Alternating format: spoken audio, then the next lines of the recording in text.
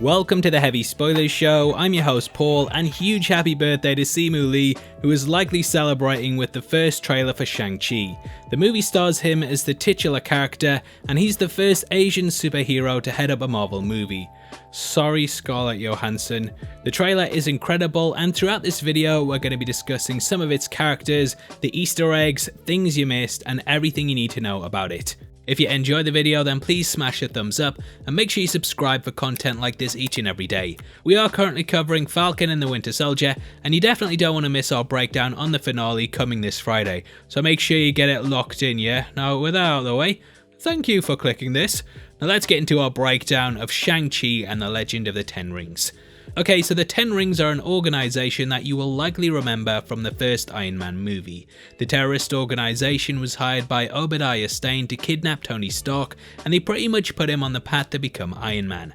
Iron Man 3 starred Guy Pearce as Aldrich Killian, who was posing as their leader, the Mandarin, and the Marvel one-shot that accompanied that film showed the actor Trevor being confronted by one of their members in prison. Killian taking on the moniker caused a lot of controversy, and Kevin Feige has stated that they're righting that wrong by having the real Mandarin appearing in this film. Yay! Now the movie itself is apparently going to show the criminal empire that he has amassed over the years. This film is actually set to show events that happened between the snap and the blip, as well as the aftermath of it, bringing us fully up to speed with the MCU. If you cast your mind back to Endgame, you'll remember that there was a big bit with Hawkeye in which he was taking down mobsters in Tokyo. This arc is apparently going to be expanded on, and we will follow certain members of the Ten Rings as they seize power during the collapse of society. Though we might not see things from Hawkeye's perspective, we could see these mobsters potentially popping up in the movie, explaining certain parts in Endgame. It's all connected. Now as for the Mandarin, the film is going to be making him not only the leader of the Ten Rings, but also the father of Shang-Chi. This differs quite a lot from the comic books, as in those it was Fu Manchu who was his dad. However, Marvel came out and said that because he played on a lot of stereotypes that he's a bit of a problematic character, and thus they've decided to combine both the Mandarin and Fu Manchu into, well, the Mandarin.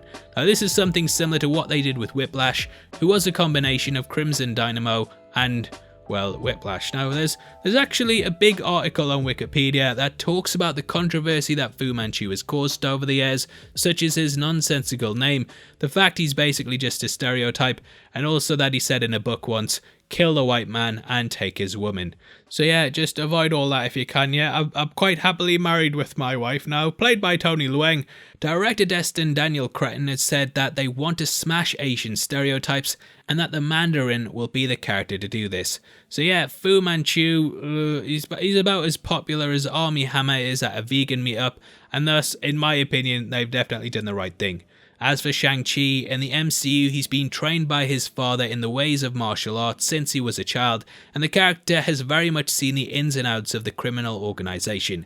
In the source material, they've never out and out said what his powers and abilities are, and depending on what you read, very much depends on what version you get. Though he has possessed superhuman abilities from time to time, on the whole, Shang-Chi tends to just be a normal person with a very certain set of skills. Because of this, Shang-Chi is a next level athlete that's often referred to as the greatest empty-handed fighter in the Marvel Universe. Move over, Iron Fist, you stupid chump, get the hell out of here. Now Shang-Chi has mastered Chi, and because of this he's able to push his body beyond the usual limitations that normal people face. He could basically do a trailer breakdown 20 minutes after the trailer releases, which is almost as fast as me, eh? God damn. Now being able to tap into this energy force means that he has a heightened sense of awareness to everything around him. I don't think I'm spoiling anything here by saying that the film will pretty much revolve around him going toe to toe with his father, and he will likely wrestle with whether to keep it in the family like Steve and Sharon Carter, or become his own man that fights for truth and justice. Spoiler alert, it's probably the latter. He's also going to be joined by his estranged sister Xiaoling, who will also be the Mandarin's daughter. Spoiler alert again. Now, I kind of feel that if the Mandarin gets taken down in this film, that she might step into his shoes and could end up becoming the villain in any future films. Ares has said that Shang-Chi is one of the only people on Earth that could stand toe-to-toe with the god, and though he probably won't be facing off against them, we do know that Fing, Foom will be in the film, and that this dragon supervillain will probably cause a lot of issues too. It's going to be interesting to see how they pull this off, but I kind of feel that they're going to weave this in as a challenge for Shang-Chi to take on. In the comics, however, he is a big supervillain, so they might even have it all connected to the Ten Rings, and this could come as a big shock to Shang-Chi, who discovers that his father is in league with the monster. That might lead to him uncovering the truth, but again, all fan theories at the moment. The Funko Pops for the character show that he's called the Great Protector, so who knows, he might even be a good guy. The next big character we need to discuss is Katie, who, according to the wiki, is Shang-Chi's friend. Friend being in quotation marks, I'm guessing. Now, according to interviews, she's going to be thrust into a world where she doesn't really know what to do, and at the same time, she'll be discovering things about herself. We also have Jia Li, as well as Razor Fist. Razor Fist is a supervillain that has no superpowers, but like Shang-Chi, he has quite a high level of stamina and strength. After honing his body to perfection, he decided to take the next logical step and replace his hand with a blade. Makes sense. Now, in the comics, there's been 3 versions of the character, with some cutting off both hands, whilst others just did the one.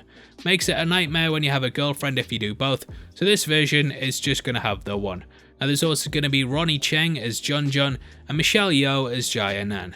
She's previously featured in Guardians of the Galaxy Volume 2, but at the moment they are doing a lot of things with actors playing different people, so I guess it's just one of those things.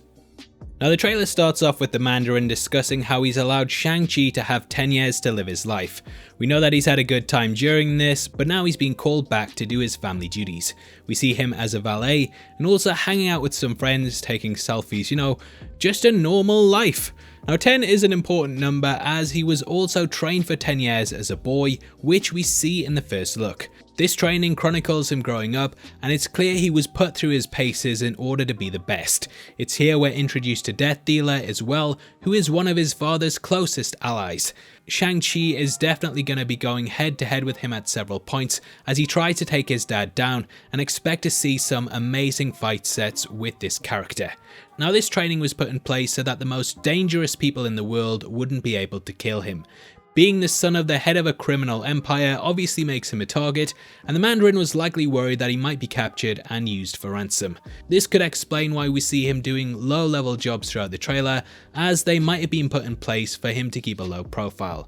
It's here that we also get a close look at Razor Fist here. Now, it looks like there's also going to be some supernatural elements in the film, such as some giant beasts and sideways water. That's a scientific term.